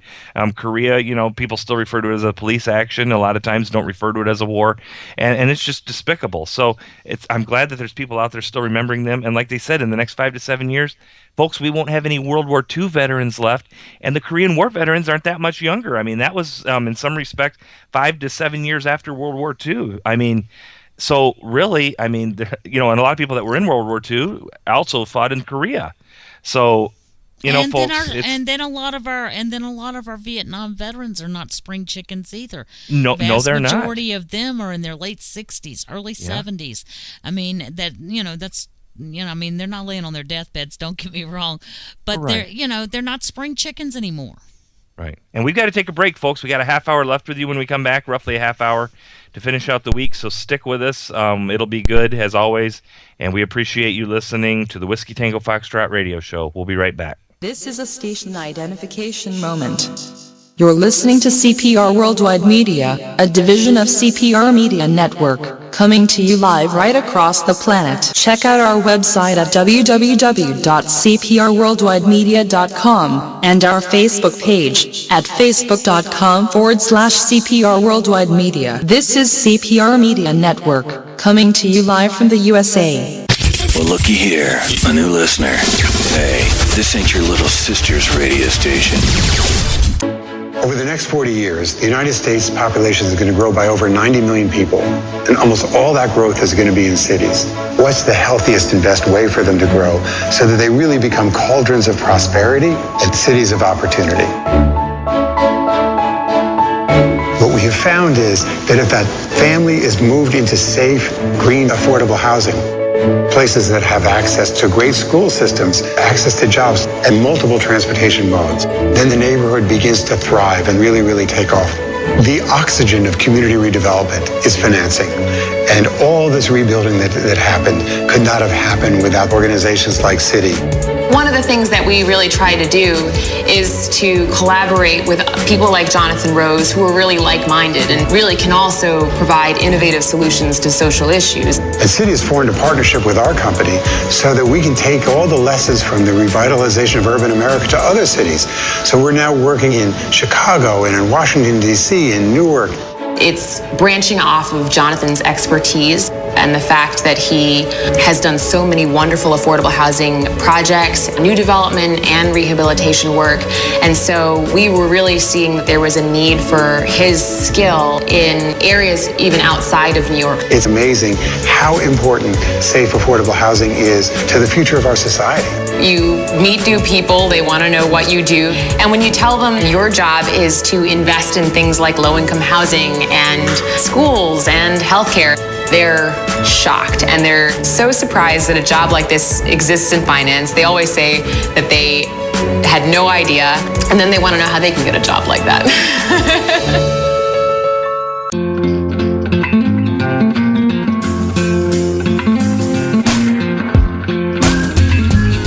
It's not about how many miles you can get out of the C-Max Hybrid. It's about how much life you can fit into it. The Ford C-Max Hybrid, with an EPA estimated range of 540 miles on a tank of gas, and all the room you need to enjoy the trip. Go stretch out. Go further. The moment you connect, you're no longer in control. What does this guy want? No claim, no statement. We're facing a nuclear meltdown. This is only the beginning. Black Hat, rated R. Come on, Harry! Dumb and Dumber 2 is the #1 movie in America. Am I right? What? Seriously, it's #1. These guys are morons! I like her a lot. Dumb and Dumber 2, rated PG-13. Now playing.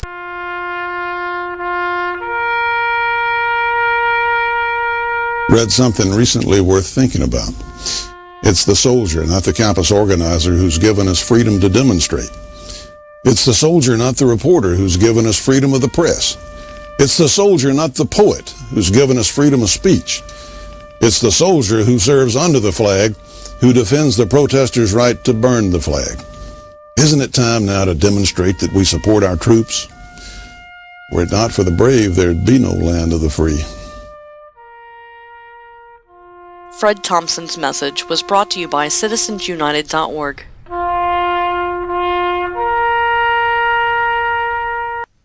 Welcome back, everybody, to WTF. I am V. Wright.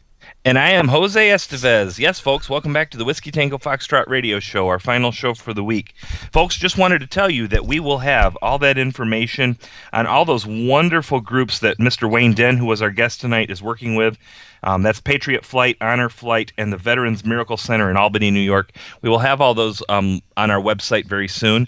Our website is www.thewtfradioshow.com, where you can also find all of our archives going back to our very first show in October of last year. So go check that out and volunteer your time, volunteer your talents, volunteer your money, whatever you can do to these wonderful organizations that are doing a great job. And folks, I also want to remind you that immediately following our show tonight at 9 p.m. Eastern will be Ruthie Hendricks and the Ruthie Report. And folks, what Ruthie does is she concentrates solely on what's going on down on the border, the illegal immigration, any issues related to that. And as we all know, and we talk about frequently on this show as well, there is a whole lot still going on down there despite it not being in the media. Ruthie is she knows what she's talking about, folks, so listen to her. She's on from 9 to 11 immediately following this show on Thursdays. And once again, V, and I just want to thank all of you for listening. It's our pleasure to bring this show to you, and hopefully you're getting something out of it. And before I turn it over to V, we have to talk about the lighter side of the news too. And I have a story that I can't even believe is real, but I've got to tell you, maybe just give you a little chuckle tonight. On February 5, after his pet pig ate all of his marijuana, a furious Ohio man went on a drinking binge that resulted in his bus Saturday for disorderly conduct and resisting arrest. Despite not being a pot-bellied pig, she ended up with his pot in her belly. Investigators say that Chad Spohn, S-P-O-H-N, 44, became highly intoxicated after drinking a bottle of Everclear, 190 proof alcohol. Boy, highly intoxicated doesn't quite describe that if he was drinking Everclear. And because he gets upset when he does not have his marijuana, he got really upset because his pet pig ate all of his marijuana. And he says, in a message to his Facebook friends, he writes, "Anyone who wants a pig, she is free and comes with food in a cage. She is housebroken as long as you show her where to go. If you have a dog, she will follow it. I just don't have time for her anymore." And that's a true story, folks. Keep your marijuana out of reach of your pet pig. My word. Lord. I thought it was an Onion article. I'm going to be honest with you. I thought it was an Onion article, but I'm telling you, there's some characters out there, and Chad Spohn from Ohio is definitely one of them with his pet pig. Well, I've got to give a shout out to a very good friend of mine, because now that you've brought up pigs, I'm kind of required to do. Yes, a friend of mine. I've got to give a shout out to Ted Sedelko. Ted had a hat specifically done for me, and guys, you'll love it. On the front of it, it's got a little pig, and over my little pig, it says, "Bite me, Allah." And let me guess, that might make a show up in Dearbornistan here in another month or so. You can bank on it. Oh boy, Ted! Way to go, Ted! Encouraging it. He gets on my mother all the time for encouraging me. She says I don't have to encourage her. I just say if she's going to do it, she knows I'm going to be here and that she has my support. There you go. No, she doesn't have to implant the ideas. Is your mom coming with you for that? Do you know? I do not think so. Not for this one. I Good, because you'll need somebody to throw your bail when... Oh, no, I've got that covered. Don't you worry about it. You're good. Yeah, I was going to call your house. Yeah, good luck. Yep, ring, ring. Good thing we got call screening here. Let's see if it says Dearbornistan County Jail or City Lockup or whatever, yeah. Say, guys, and y'all think that we're friends. This is all a front. Right. Oh, man. Oh, goodness Good gracious stuff. alive. Hey, here's another one, and I don't think we covered this last night, but folks, and we'll just throw some stories out here for you. U.S. Immigration and Customs Enforcement officials testified last Friday that any transgender individuals coming across the border illegally because of medical care standards have a right to hormone therapy while they are in detention. Are you serious? I mean, you can't, really. Yeah, this is unreal. I want to know why we can't do what other South American countries do. And that is, you can come here, that's fine. You know, you can come here and live. You cannot be a citizen. You can be a resident, number one. But you must prove that you have the finances in order to sustain yourself. Any country you go to, whether it's Panama, Belize, Guatemala, Honduras, all of them have that requirement that as an American citizen, if you go reside there, you have to prove to the government that you have the financial resources in order to reside there. And it doesn't matter if you're going to open a business or get a work visa or what have you. You still have to have that income. You also have to prove that you have the availability to provide your own medical care. You have to you sign an agreement that says that you will not ask for or make an attempt to get any public benefits, because that's reason for deportation. Yeah. But we can't do it here, folks, and you wonder why. Fundamental transformation of our country right into the toilet. Well, I mean, I just don't understand. This has been the same laws that they've had for decades. I don't understand, in all honesty, why that was, why that was not a requirement back under Newt Gingrich, under Reagan. Mm-hmm. I don't, we had the 1986 amnesty that occurred, and why was that not part of that? And, I'll go back to, this regime wants to spend $1 billion to send down to Honduras, Guatemala, Venezuela, and all the other South American countries. And they say that they can't build a fence because it's too expensive. Give me $1 billion. I will make a nice profit. I will live very well for the rest of my life after the fence is built. And guess what, guys? There will be electricity in it. It will be a very big fence. There will be a moat. I will allow the first 100 feet inside the American border to be dug up and alligators placed in it. You want to go in? Come on, dig your tunnels. And when those alligators collapse into them, oh well, buddy. Yeah. Then when you get to the fence, I'm going to zap you. $1 billion, folks. Do you realize how much money that is? But we don't have the money to build a fence. We don't have the money to build a fence. That's just like our roadways. We need to raise gas tax to fix our roadways. Weren't they supposed to be fixed with all that money you got us in debt with when you asked for the handout for the shovel-ready road jobs? That's a good point. Don't people remember right after he was elected when they had the big stimulus, which was referred to as porculus, and that money was supposed to be, remember, for roads, bridges, infrastructure and stuff like that. And I remember even in this area, all of them had these big expensive signs touting that this was part of the stimulus dollars, your tax dollars at work, that sort of thing. Well, now in the wonderful state of Michigan, the Republicans who are in control have decided that they need to raise the state income tax, sales tax, another full percentage point, because they need more money for roads, because all the money they've been getting all along is not been enough, because they've been spending it foolishly. They've been squandering it. They're as worthless as Democrats are. So they want to raise a full percentage point, the state sales tax, folks. But and you know how they're going to do it? Because they're going to say part of the money is for schools, and they're just slick enough to know that when the election is going to go through in the spring, that a lot of people that tend to vote in those elections, which is usually low turnout, tend to be real big supporters of schools and, the millages and stuff like that, the increase in millages to help schools out. And they're going to put it in under that part of the money will go to the schools and stuff like that. I mean, these people are as slick and as despicable as they come. Great state of Michigan there. They're counting on your short-term memory. They're counting on you not recalling that just 6 years ago, they had the money. It was there. How much money was that? What was the target? Was it 900 billion? Was it just short of $1 trillion? Yes, it was. I think 900 billion seems to ring a bell or something like that.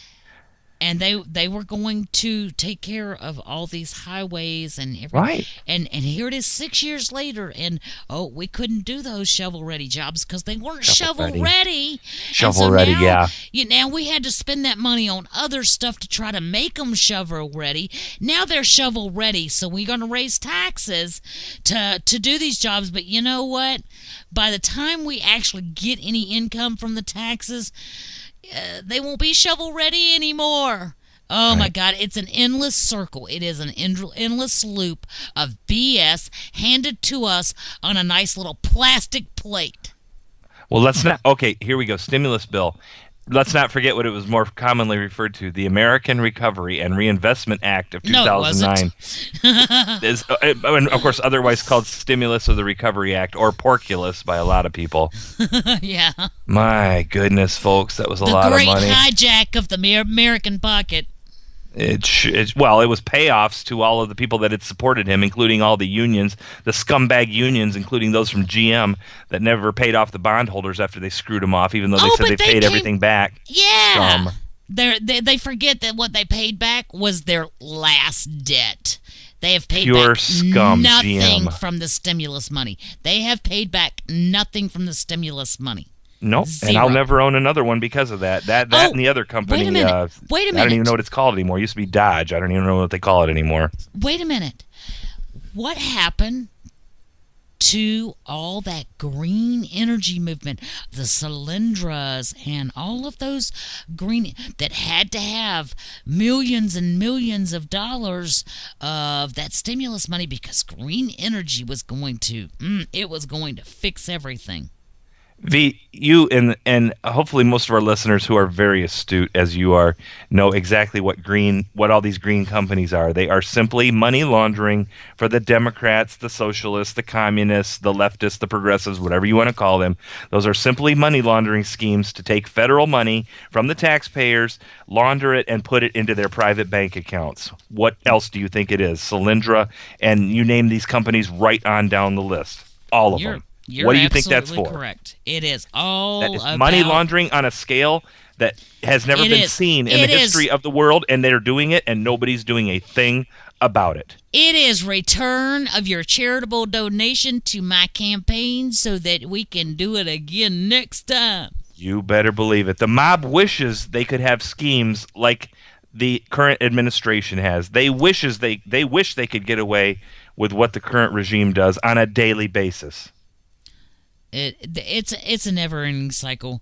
You want to hear some really screwed up stuff. Now, we've got Mooch in the White House, and her lunch program, her food program that I don't know how in the world why anybody's paying attention to it, because she doesn't make law, she doesn't write law.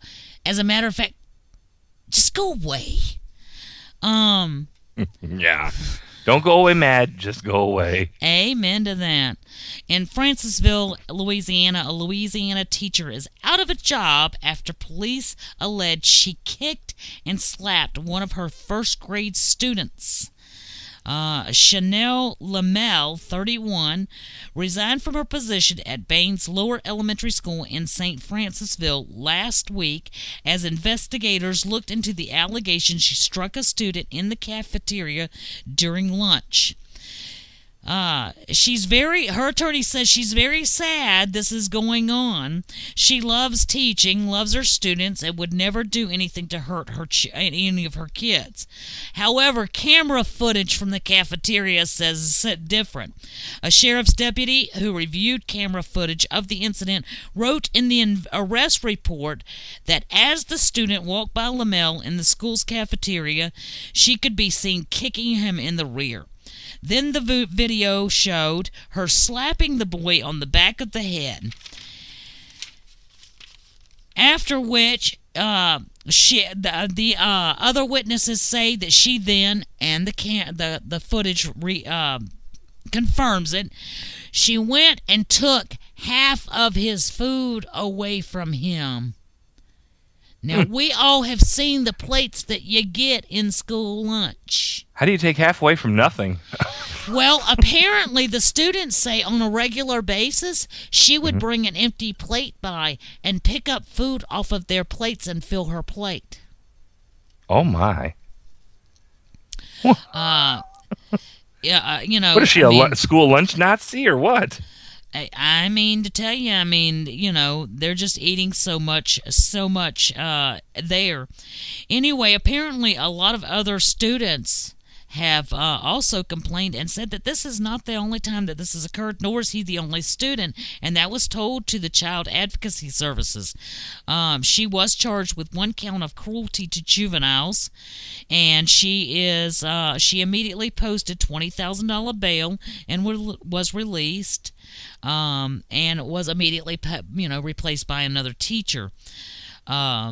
But this is absolutely crazy. She said this particular child, what was told by witnesses is that this particular child, just the week before, she'd had him out in the hallway holding a stick and yelling at him, and he was crying, and no one intervened. Now but she's a good teacher because she's been there for 10 years.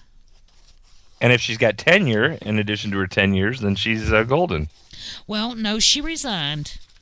She did resign. Yeah, but I'm sure there'll be some sort of settlement, and she'll end up getting some money out of it. But if she was in New York State, she could have stayed there for 30 years. Or Chicago. Yeah. She'd probably be promoted to the head of the teachers union or something. Absolutely. Because, they've got a real classy one over there in Chicago. Well, all I can say is glad it wasn't my kid, and don't make the mistake of making it one of my grands, because if you think I was crazy about my kids, I'm really off the hook over my grands. She's not kidding, folks. No, y'all don't want this dog to hunt. Don't go there. Lord, Lord, Lord, please get there before I do. Jesus, take the wheel. That's it. Isn't that a song? Yeah. Yes, it is. That is by someone who loves Democrats, Miss Carrie Underwood, but she does love her country, so I don't care that it doesn't really bother me so much that she loves Democrats, because she loves the country more, and enough so to stand up with her latest release, which is religious in nature through the lyrics, and told them to basically suck it. Oh, well. All right, well, folks, it's our Thursday night show. I was going to say our Friday night show. We don't do those yet. It's our Thursday night show, our last night on the air with you for the week. We hope you've enjoyed it as much as we have. It is truly a labor of love to bring Whiskey Tango Foxtrot radio show to you Monday through Thursday, 7 to 9. And hopefully you get as much out of it as we get putting into it and bringing it to you. Like I said, I hate to repeat myself, but we really do enjoy it. And I just want to always say, God bless America. And hopefully you have a good weekend. And folks, there's no reason you're not getting out and getting active in something, especially as the weather's going to start getting warmer in the next 6 weeks, according to that stinking groundhog. There's plenty to do out there, folks, and plenty of need in this great country. And it starts with you and I, and us coming together and working for the greater good. And no, that's not a communist or socialist statement. That's for the restoration of this great country, the republic that it is, not a democracy. V? Absolutely.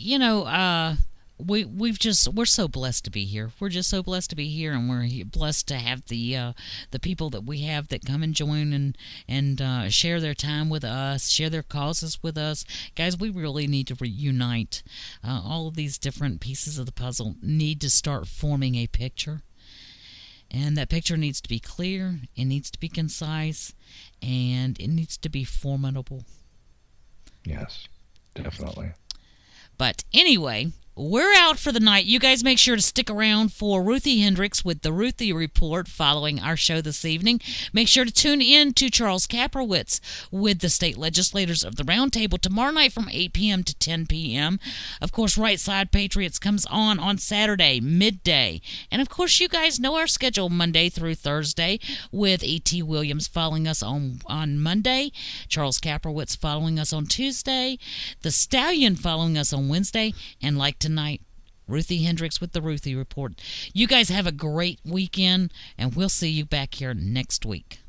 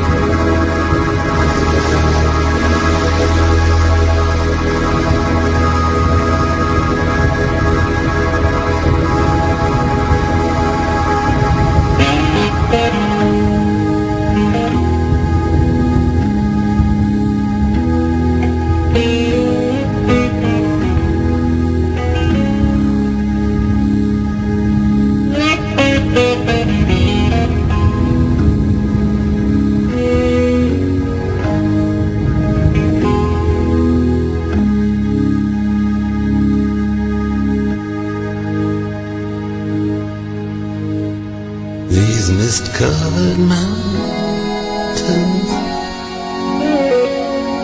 are a home now for me.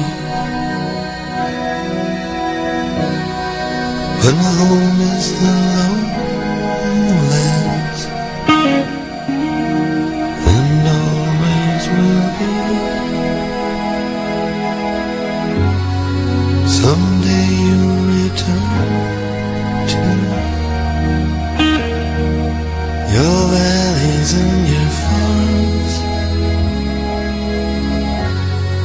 and you no longer burn to be brothers in arms.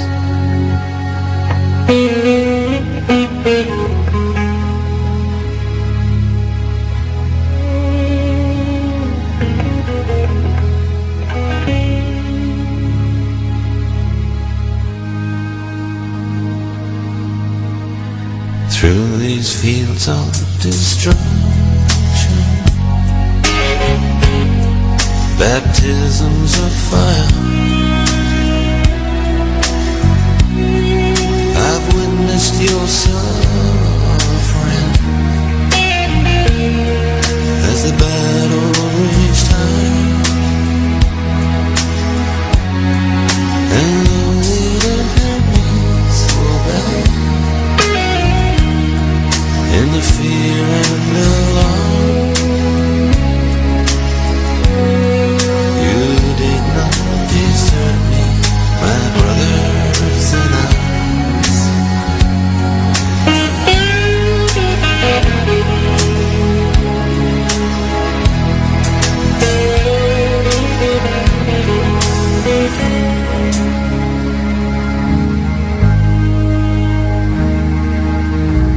There's so many different worlds,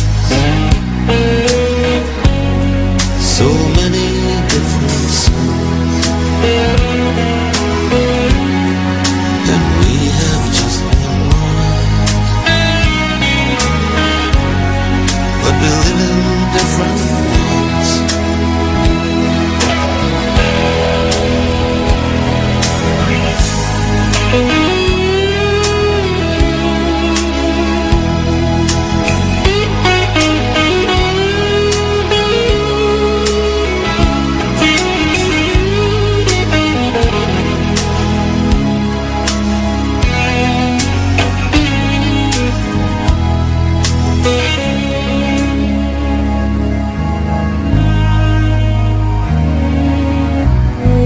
Now the sun's gone to hell, the moon's riding high. Let me bid you farewell. Every man has to die, but it's written in the stars. In every